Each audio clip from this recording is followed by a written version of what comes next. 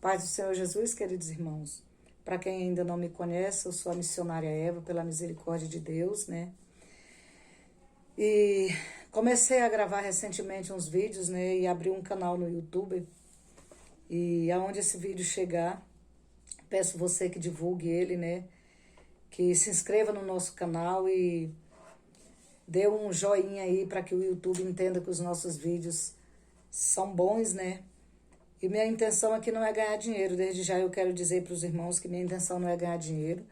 Até porque não faço a obra por dinheiro, faço por amor. Porque quem me chamou foi para a cruz, foi por amor, né? Não foi porque valíamos alguma coisa. Mas Deus colocou no meu coração e Deus tem falado que vai me levar em muitos lugares. E eu entendo que aonde os meus pés não chegam, a minha voz pode chegar, né? Não estou, como diz a história, como muitas pessoas aí, porque Deus me prometeu que vai me levar para fora do país, fazer as malas e meter os pés pelas mãos e ir-se embora. Mas acredito que a minha voz pode chegar lá e pode falar através da minha vida, falar para muitas pessoas e muitas vidas até serem transformadas através. E hoje, irmãos, eu senti no meu coração, já tem alguns dias, de contar o meu testemunho, um dos meus testemunhos, né? Mas o primeiro testemunho da minha vida, que foi um passo fundamental para mim ter ido para Cristo, foi a respeito da minha libertação. Para quem não sabe, eu fui alcoólatra, né? E Deus me libertou. E eu quero ler uma passagem que se encontra aqui no livro de João, no 8, no versículo 32, que diz assim: Conhecereis a verdade, e a verdade vos libertará. E conhecereis a verdade vos libertará. Irmãos, venho eu de uma família católica, católica mesmo, né? A minha família, nós antigamente quase não tinha pessoas cristãs, e nós morávamos na roça mesmo. Vimos de uma família muito sofrida, minha mãe, meu pai. Nós trabalhávamos em roça, né? Eu tenho as minhas mãos ainda um pouco calejadas, capinei muito, fiz muita cerca, né, nas roças, juntamente com meu pai. Capinei, plantei a mandioca, o milho, o arroz, para sobrevivermos. Pisei muito arroz no pilão para tirar a casca, para poder comer, né? Porque lá era roça mesmo. Quando eu vim conhecer televisão, ver uma televisão pela primeira vez, eu tinha meus 14 anos. E eu sou muito feliz, eu não reclamo da minha vida não, porque eu tive uma vida... Apanhei muito, porque naquele tempo o povo achava que ensino era na base da porrada, né? Mas eu até acho que eu ainda prestei para alguma coisa, foi por causa disso, né? Porque eu não era gente mesmo, era muito terrível. Mas, enfim, irmãos, o que eu quero falar para os irmãos é que quando eu tinha meus 10 anos, eu conheci um homem.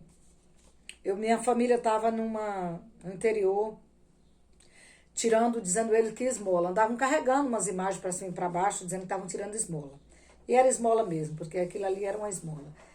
Que não conheciam a verdade, né? Como está escrito em João 8, versículo 32. Conhecereis a verdade, e a verdade vos libertará. A partir do momento que nós conhecemos a verdade, que é Jesus, essa verdade é quem vai nos libertar, né? Nos libertar de toda a cegueira espiritual que há em nós. E ali, meus irmãos, eu conheci um homem. Era em umas missas que nós estávamos, chegamos na casa de um tio meu, que por sinal até faleceu esses dias para trás. O irmão da minha mãe, o tio Raimundo. Mas lá nesse lugar tinha uma pessoa cristã, o nome dele é Cosme. E esse homem, eu me lembro que eu era muito menina, mas ele falava muito de Jesus para mim. Eu creio que eu tinha de 10 para... que eu era muito pequenininha, naquele tempo o povo não crescia. Parece que era um raquítico, né? E ele falou muito de Jesus para mim, desse Jesus que hoje eu conheço, de quem eu estou falando para você hoje, um Jesus que salva, que liberta, que transforma, que dá direito à vida eterna. E ele começou a falar de Jesus para mim, falar das escrituras sagradas, falar da Bíblia, da verdade. E falou rasgado mesmo para mim que aquelas imagens de escultura, elas não salvavam, não libertavam, não nos faziam chegar a lugar nenhum. Que elas tinham olhos, mas não viam, tinham ouvido, mas não ouviam, tinham mão, mas não apalpavam. E ali ele falou da palavra para mim, da verdade verdadeira. E eu ganhei uma Bíblia. Por muito tempo eu li a minha Bíblia. E eu era muito menina. Mas eu me lembro que naquele tempo, quando eu lia aquela Bíblia, eu lia muito, muito mesmo aquele Novo Testamento. Era até um Novo Testamentozinho pequenininho. Eu me lembro que quando eu começava a ler aquela Bíblia, eu mentalizava. Eu sentia tanta presença de Deus, que eu parece que eu estava vendo o próprio Deus perto de mim. Eu mentalizei um Jesus sentado em uma cadeira muito grande, ali no seu trono, pronto a nos ouvir. E eu mentalizava essa imagem. E o tempo passou, meus irmãos. O tempo passou, o tempo passou. E eu perdi aquele Novo Testamento. Não sei para onde entrou aquele Novo Testamento. Ele sumiu. Sumiu mesmo. E o tempo passou. Mas eu nunca gostei muito de ir em igreja católica. O tempo passou. Aos 20 anos de idade, eu conheci o pai da minha filha. E antes de eu conhecer o pai da minha filha, eu tomei meu primeiro gole. Mas aí o tempo passou, casei. 1 ano e meio depois me divorciei, porque não conhecia a verdade. E tive uma filha, minha filha, só tive ela, Thaís. E passei muitas lutas, porque eu não tinha estrutura para criar minha filha. Minha filha foi criada pelos pais dela, pelos avós dela, da parte do pai. E os anos passaram e eu sofri muito. Irmãos, e eu comecei a beber. Comecei na bebida quente, eu achava que eu bebia por esporte. Aqui e acolá eu ia numa igreja evangélica, Deus falava comigo, mas eu não dava ouvido. Me lembro que um dia eu estava num ponto comercial lá do outro lado, ali na rodoviária, que eu moro em Goiânia, para quem não sabe, Goiás. Eu me lembro que um rapaz, um entregador de gás, ele chegou para entregar um gás num restaurante do lado, ele disse: mulher, você pode nunca mais me ver, mas você nunca vai se esquecer dessa palavra. Deus disse que te chamou, e chamou com um propósito, e Ele vai te libertar. E Ele vai te levar para levar a palavra dEle. Você pode até não acreditar, mas Deus disse que tem uma grande chamada na tua vida. Eu não liguei muito para aquilo. Na época Ele me deu até o Salmos 23 para me ler, onde diz que o Senhor é o meu pastor e nada me faltará. E verdadeiramente nada nos falta. Quando nós temos o nosso Jesus de Nazaré como pastor das nossas vidas, não nos falta a bênção, não nos falta o alimento, não nos falta o trabalho, não nos falta a alegria, mas também não nos falta a tristeza, não nos falta, às vezes, a dificuldade. Nada nos faltará. Ele disse que ele tem uma vara e um cajado, né? E, irmãos, e o tempo passou. E muitos anos depois, eu comecei a beber muito. Beber mesmo, a ponto de já estar levando uma garrafa de cerveja para dentro do meu balcão. Eu tinha loja nessa época, passando por muita luta, uma lojinha. E a minha irmã Joana já era cristã, minha mãe já também era cristã, muita gente da minha família já era cristã, e todos pagavam um preço muito grande de oração pela minha vida, como também pelas minhas outras irmãs que ainda não eram crentes. Mas um dia, irmãos, a minha irmã veio veio de Cuiabá para cá, morar aqui, a minha irmã Joana. Ela veio morar em Goiânia, e ela me chamava muito para ir na igreja. Na época ela congregava na Igreja Universal. E eu comecei a ir visitar a Igreja Universal, achava muito bom aquelas orações fortes que os pastores faziam, era uma bênção. E só que eu não me firmava, na verdade. A palavra de Deus diz que Satanás ele foi homicida desde o princípio, mentiroso, e nunca se firmou na verdade. Eu pelejava para me firmar na igreja, mas não me firmava, por causa do alcoolismo. Às vezes tem pessoas que veem alguém bebendo e falam assim: não para porque não quer, porque não presta, porque não quer, não é, irmãos, não é porque não presta, não é porque não quer, é porque não tem forças. Eu quero te dizer que quando você vê alguém bebendo, alguém no vício, alguém que você já pregou para ele, alguém que você já levou para a igreja e ele não se firmou, ora a Deus para Deus libertar ele. Ora para o Espírito Santo de Deus convencer ele do pecado, porque o único que tem poder para nos convencer do nosso pecado é o Espírito Santo de Deus. O nosso papel é pregar. Mas quem tem o poder de libertar somente chama-se Jesus de Nazaré. O Espírito Santo de Deus que tem poder para nos libertar. E eu ali, irmãos, um dia eu falei, a Joana me chamou a atenção, disse: olha, Eva, te amei mundo de cliente aí, você não trabalhou porque você bebeu o final de semana inteiro. Eu me senti tão envergonhada com aquilo, irmãos, e eu lancei uma palavra no mundo espiritual. Eu falei: Deus, se o Senhor me libertar do vício da bebida, eu vou te servir. E naquele dia, irmãos, o anjo do Senhor pegou aquela palavra. Eu costumo dizer, até nas minhas ministrações, eu digo: irmãos, Observe o que você está lançando no mundo espiritual, porque aquilo que você lançar, alguém vai pegar essa palavra. Se for uma palavra boa, o próprio Deus, os anjos dele vai pegar e vai trabalhar para que aconteça. Mas se for uma palavra de maldição também, o Satanás e os anjos dele vai pegar para fazer com que aquilo se cumpra na sua vida ou na vida de quem você lançou aquela palavra. Muito cuidado com o que você lança, porque a palavra de Deus, uma vez ela lançada, ela vai colher. Ela vai ser colhida. Seja para o bem ou seja para o mal. Até um dia um pastor, amigo meu, um grande homem de Deus, ele disse: irmãos, toda palavra que você lança, ela vira lei. Tudo que você fala nessa terra vira lei. Então, cuidado com as palavras que você está lançando na vida dos seus filhos, na vida dos seus familiares, na vida do seu esposo. Às vezes tem esposa, tem um esposo ainda que é alcoólatra, que bebe, às vezes você fala, esse homem não presta, isso nunca vai prestar, isso nunca vai mudar. Lança palavra de bênção na vida de pessoas, na sua vida, dos seus familiares. Começa a declarar que seu esposo é um pastor, é um homem de Deus, é um pregador do evangelho. Que você vai ver Deus fazendo a obra. Começa a dizer que seu filho é uma bênção, que seu filho vai ser levita, vai ser pregador, que você vai ver Deus fazendo a obra. Começa a profetizar sobre a vida dos teus familiares. Lança a palavra profética sobre a vida deles, que você vai ver Deus fazer na vida deles, porque uma palavra lançada no mundo espiritual, ela tem poder, seja para o bem ou seja para o mal. Ora, porque a palavra de Deus, que a oração do justo, diz que a oração do justo vale muito nos seus efeitos. Então, ora pelos teus familiares, declare sobre a vida deles, profetize sobre a vida deles, porque a palavra tem poder. E naquele dia eu lancei uma palavra no mundo espiritual, eu disse: Deus, se o Senhor me tirar o vício da bebida, eu vou te servir. Queridos, eu fui convidada para ir numa igreja, lá no Orias Magalhães, na igreja do pastor Valdeci. Deus já recolheu ele, mas ele foi para a glória com Cristo. E eu fui para aquela igreja a convite de uma moça, o nome dela é Ieda, ela é minha mãe na fé. Eu digo que ela é minha mãe na fé, porque eu sei que teve muitas pessoas que oraram por mim. Mas a Ieda foi uma pessoa que me convidou, né?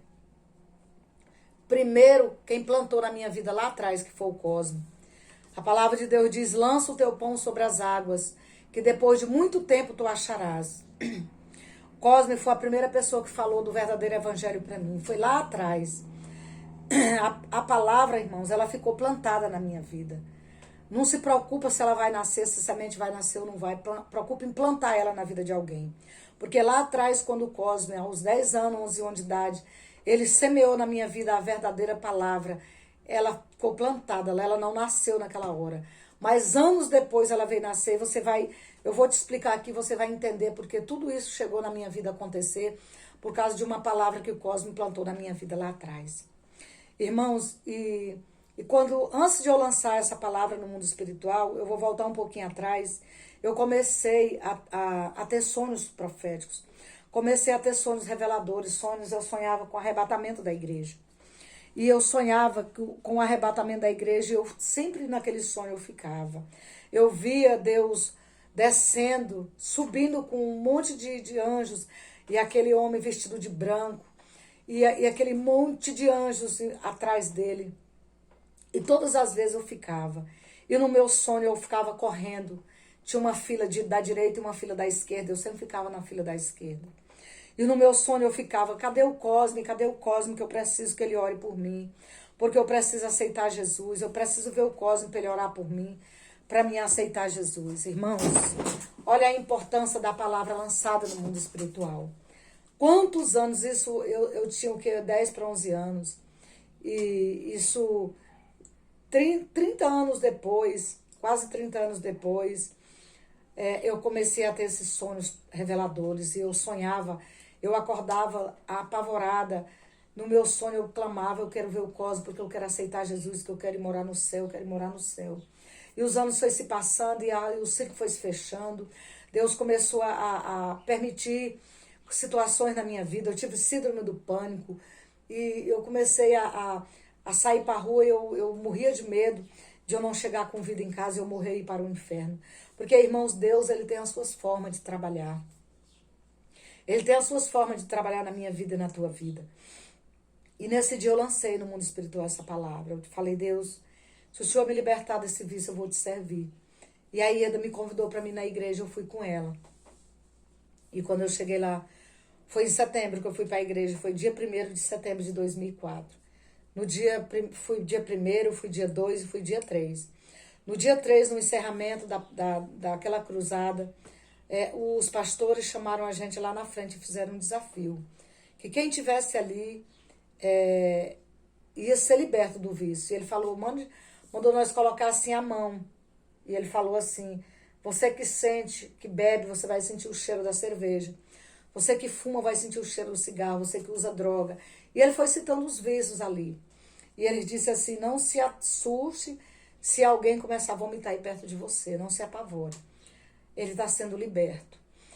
E se nada disso acontecer com você, também não duvide, você vai ser liberto. Irmãos, terminou aquela cruzada, eu fui embora para casa. E eu estava com a minha irmã Joana, que é minha companheira de guerra, de oração, companheira de monte e companheira de obra até hoje. E era uma mulher de Deus que sempre orava por mim, era quem sempre estava do meu lado, puxando minha orelha, me chamando a atenção. Irmão, não entristeça, não fique chateado quando alguém te reclamar, falar para ti, leia a Bíblia, busca a Deus, ora a Deus, clama mais o Senhor, porque, irmão, essa pessoa porque quer o teu bem. A palavra de Deus diz lá em Jeremias 33, no seu capítulo 13, ele diz, clama a mim, eu respondeste-ei, e anunciar-te-ei coisas grandes e firmes que tu não sabes. Quando você está clamando a Deus, quando você está guerreando, quando você está buscando, o Senhor está trabalhando em favor da tua vida, Ele está te revelando coisas ocultas que você não sabe, que você nem sequer imagina. Ele está revelando através do teu clamor. E ali naquele dia eu vim embora para casa com Joana, e eu sentia muita ânsia de vômito, eu vomitava, mas eu não tinha nada no estômago, vomitava só assim uma baba de dentro de mim. Mas, irmão, eu não acreditava que eu estava sendo liberta ali. Eu nem imaginava, eu vim embora para casa, passaram-se 8 dias. E eu recebi um convite para mim ir para a noite. Eu fui para a noite com a minha sobrinha, com a Jaciara. E ela disse, tia, vamos no barzinho? Eu digo, vamos. E eu fui com ela no barzinho. Cheguei lá, ela pediu uma cerveja. E eu tomei essa cerveja. Na hora que eu vi essa cerveja, eu não senti, o alcoólatra, quando ele vê uma bebida, na hora que ele vê, ele enche a boca d'água. E eu olhei para aquela cerveja, eu não senti nada. Quando eu botei a cerveja na boca, não tinha gosto nem de água, irmãos. Aí eu falei para minha sobrinha, eu falei, Jaciara, essa cerveja tá choca? Isso é uma palavreada que o povo fala lá no mundo, quando a cerveja, ela choca, quando ela gela e ela, por exemplo, o freezer desliga e ela descongela. Se ela ligar de novo, ela choca, ela não tem, parece que o álcool dela acaba. Ela disse, tá não, choca até seu nariz, ela até falou isso pra mim, que essa cerveja tá muito boa. Eu falei, então traz um refrigerante que eu vou misturar com essa cerveja e vou tomar. Quando eu misturei, irmãos, que eu bebi, parece que espumou, tanta espuma que saía espuma por tudo que era lugar. A minha noite acabou, não consegui mais beber cerveja na época. Passou o tempo, não dei mais conta de tomar cerveja. Onde eu passava que eu sentia o cheiro da cerveja, eu vomitava. Eu passei a ter nojo da catinga da cerveja, virou catinga. Eu não dei mais conta, eu dormia às vezes. Eu tinha um cabelão bem grande, eu acordava, parece que meu cabelo... Eu sonhava que eu estava nas baladas, eu acordava com meu cabelo todo fedendo a cerveja. Eu lavava meu cabelo, parecia ser uma coisa diabólica. Meu cabelo fedendo a cerveja do aquele sonho que eu sonhava. Aí o tempo passou, passaram mais 15 dias, eu recebi um convite para mim numa outra balada e eu fui. Eu fui lá numa pista de dança. E eu amava dançar, irmãos. Dança era meu hobby favorito. Eu bebia para dançar e dançava para beber. Eu amava, era a minha vida. Eu achava que eu nunca ia ser cristã porque eu ia ter que parar de dançar forró e eu não queria, porque eu amava dançar forró. Eu já fui muito de balada, muito de forró, muito de... eu morava uma época, eu morei em João Pessoa, na Paraíba, e eu vivia correndo atrás de trio elétrico em Campina Grande, em Maceió, Natal, em Recife. A última festa, último carnaval que eu passei, quando eu morava em João Pessoa, eu passei lá naquela Avenida Boa Viagem. Deus me deu um grande livramento para mim e para minha irmã Zoraide. Era até aquele cantor Ricardo Chaves que estava puxando o trio elétrico. Ele estava cantando um hino, acabou, e surgiu um tiroteio de bala naquela Avenida Boa Viagem. Eu e a minha irmã, nós fomos parar debaixo de uma barraca de uma mulher. Ela estava fazendo uns espetinhos para vender. Eu saí de lá com os cabelos tudo cheio de cinza. Eu e a minha irmã, e Deus deu grande livramento para mim. Quantas baladas eu não fui, quantos carnavais eu não fui, Deus Deus me dando livramento, dirigindo na contramão, parecendo uma pessoa doida. Quantas pessoas não fazem isso? Quantas pessoas não pegam o carro quando tá bêbado e acham que é o melhor motorista? Porque eu fui assim. Uma época eu fui, depois que eu tô aqui em Goiânia, eu fui um carnaval em Jaraguá. Eu bêbada demais, peguei meu carro de Jaraguá, vim para São Francisco, que é uma cidadezinha vizinha perto. Perdi 4 pneus do meu carro dentro de buraco, com o carro cheio de gente, parecendo uma pessoa louca, desequilibrada, porque assim é o homem sem Deus, meus irmãos. Quando a gente não tem Deus, a gente acha que tá bom. Ah, minha vida é boa, eu sou feliz. Não, é tudo mentira, é tudo ilusão de Satanás. É tudo farsa do diabo. Quando amanheci o dia no dia seguinte, que eu olhei pro meu carro com os pneus tudo rasgado, não prestava pra nada. Eu tive que colocar 4 pneus novos para me vir embora de Jaraguá para cá. Aí vem a ressaca moral, vem o peso de consciência. Começa aquela meu Deus, será o que foi que eu fiz? Porque eu tinha, como alcoólica, quando eu bebia, eu não me esquecia mais de esquecimento, né? Devido à bebida, não me lembrava de nada. Então a gente fica, meu Deus, o que foi que eu fiz? Meu Deus. Eu sei, irmão, voltando aqui para minha libertação, para não fugir do foco. Naquele dia eu fui liberto. E eu fui para essa balada. Quando eu cheguei lá, o garçom perguntou: Madame, o que é que a senhora vai beber? Eu digo: traga 2 doses de uísque. Eu já estava decidida, que eu sabia que cerveja eu não bebia mais. Traga 2 doses de uísque, cowboy. E eu vou tomar e vou dançar a noite inteira agora. Eu pensava comigo, né, irmãos? Mas Provérbios 16, no versículo 1 diz: do homem são as preparações do coração, mas a resposta certa vem da boca de Deus. Que coisa tremenda, né, irmãos? Eu fiz um projeto lindo para dançar, para balada, vou beber uísque, vou ficar bêbada, vou dançar a noite inteira aqui, vou passar a noite boa aqui dançando forró, mas Deus fez outro plano para a minha vida. A palavra de Deus diz que do homem são as preparações do coração, mas do coração de Deus, da boca de Deus, vem a resposta final para nossas vidas. E a palavra ainda de Deus ainda diz lá nesse mesmo provérbio, lá no 25, ele vai dizer nesse 16, 25, que há caminhos que para o homem lhe parece perfeito, mas o final dele é caminho de morte. Se naquele dia eu tivesse bebido, tivesse embebedado, talvez naquele dia teria sido a minha morte. Talvez eu não tinha chegado em casa com vida, mas Deus tinha um outro plano para a minha vida. Deus não tinha morte para mim, mas Deus tinha vida para mim e vida com abundância. E eu tomei 2 doses de uísque, irmãos, aquela bebida caiu no meu estômago como caiu uma soda. Eu fui pro banheiro, eu vomitei aquela bebida verde da cor de folha. E ali a minha noite acabou e as minhas amigas começaram a beber, começaram a ficar irresponsável, começaram ali a falar palavrão e eu comecei, meu Deus, eu era pior do que elas, porque eu era mesmo, que eu era muito atirada. Eu comecei a pensar, Senhor, eu era pior do que minhas amigas, e comecei a ficar com vergonha delas, e ninguém queria vir embora. Quanto mais eu chamava para vir embora, mais elas bebiam e dançavam. Até que, enfim, elas arrumaram para vir embora, nós viemos. Eu não tinha ido no meu carro nesse dia. Esse povo vinha furando o sinal, e eu dizendo, meu Deus, não deixa eu morrer, meu Deus do céu, deixa eu chegar com vida. Fui para casa, graças a Deus, naquele dia, irmãos, e Deus começou a falar comigo. Eu começava a ouvir a voz de Deus claramente. Deus falava comigo assim: você me prometeu. Eu dizia: eu prometi o quê? Meu Deus, eu não lembrava de nada, irmãos. Prometa para o homem, mas não prometa para Deus, porque ele não se esquece. Assim como ele não se esquece das promessas que ele faz para você, ele não se esquece de quando você faz uma promessa para ele. Por isso que tem uma passagem na Bíblia que diz: seja tardio para votar, mas seja rápido para pagar os seus votos quando você votar a Deus. É como quando você promete algo para Deus. E quando ele promete algo para nós, irmãos, ele não mente, ele não se esquece. Ele diz que ele não é homem para que minta, e nem filho do homem para que se arrependa das suas promessas. Deus te fez promessas aí, às vezes você está falando que não vai acontecer, porque está demorando. Não está demorando. Tua promessa já está pronta, ele apenas está te preparando para receber a promessa. Porque muitas das vezes, se nós recebemos a promessa e nós não estamos preparados para receber a promessa, nós não vamos meter os pés pelas mãos, nós vamos desviar dos caminhos do Senhor. E ele não veio para te dar coisas nessa terra, mas o alvo dele é te dar a salvação. Primeiro ele te prepara para tu receber as coisas, ele te dá amadurecimento, ele trabalha no teu caráter, ele trabalha no teu coração, ele tira a arrogância, ele tira a prepotência, ele tira o orgulho para ele te entregar as bênçãos. Porque se ele te entregar as bênçãos, antes de preparar o teu caráter. Com a bênção tu vai ficar orgulhoso, com a bênção tu vai ficar uma pessoa prepotente, tu vai pisar nas pessoas, tu vai achar que não precisa mais de Deus.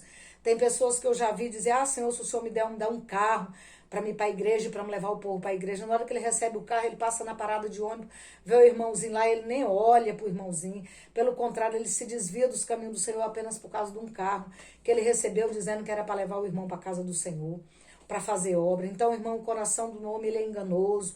A palavra de Deus diz lá no livro de Jeremias 17, no capítulo 9, enganoso é o coração mais do que todas as coisas. Ele é perverso, quem o conhecerá? Só Deus conhece o nosso coração. Às vezes nós estamos falando, Senhor, me dá, me dá, me dá. Eu não vou desviar. E na hora que Deus te der, tu vai lá e desvia dos caminhos do Senhor. Então foca no reino, foca no céu. Começa a pedir primeiro a Deus para te dar caráter, para Deus mudar a tua história, mudar a tua personalidade, para Deus mudar a tua história. Começa a pedir a Deus, porque, irmãos, quando eu fui para Cristo, primeira coisa, eu ia muito para o monte, eu orava muito a Deus, mas eu pedia muitas coisas da terra, por isso eu fiquei 6 anos da minha vida patinando, parece que a minha vida não mudava, mas isso vai ser um outro testemunho que eu vou dar depois. Né? Então, quando eu entendi que primeiro eu tinha que buscar o reino dos céus, porque a palavra de Deus diz, busque em primeiro lugar o reino dos céus, as suas justiças e as demais coisas eu vos acrescentarei. Então, irmão, quando a gente entende isso, irmãos, a gente cresce espiritualmente muito mais rápido. Quando você sobe de patamar espiritualmente mais rápido, as outras coisas tudo vem facilmente. Você não precisa mais correr atrás de bênçãos. As bênçãos é quem corre atrás de você. E ali, irmãos, para honra e glória do Senhor Jesus, eu ainda fui para uma balada, eu ouvi a voz de Deus, mas eu não entendia por que Deus falava, você me prometeu. Eu fui para uma última balada, eu fui para um show daquela banda Calypso, que eu era apaixonada, lá na Eclipse, aqui em Goiânia. Você que vai me ouvir essa mensagem, eu fui, irmãos, meu carro cheio de gente dentro daquele carro, meio mundo de mulher dentro do meu carro, que eu tinha, irmãos, eu tinha um negócio para carregar a gente para a igreja, para o mundo dentro do meu carro.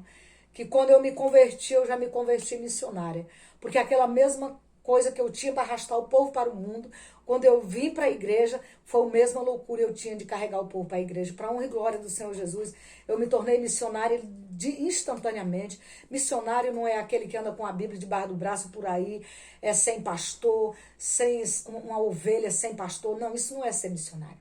Missionário é quando você entende que você foi chamado para ganhar almas, que você foi chamado para distribuir cesta básica, para fazer o bem a quem está precisando, para levar uma palavra de conforto para quem está desesperado, para levar a palavra de vida eterna para aqueles que estão presos nas prisões, como está escrito lá em Isaías 61, quando a palavra de Deus diz que o Senhor me ungiu para pregar boas novas aos mansos, e me chamou para restaurar os contritos de coração e proclamar liberdade aos presos e proclamar liberdade aos cativos e abertura de prisão aos presos.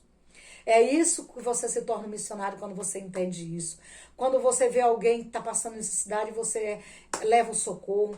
Irmãos, eu me lembro que quando eu vinha às vezes aqueles pregador pregar, pobrezinho, eu não tinha condição, mas meu coração tremia de dor de ver aquele povo. Eu ficava logo imaginando, meu Deus, eu queria tanto ter dinheiro para comprar uma roupa para essa irmãzinha.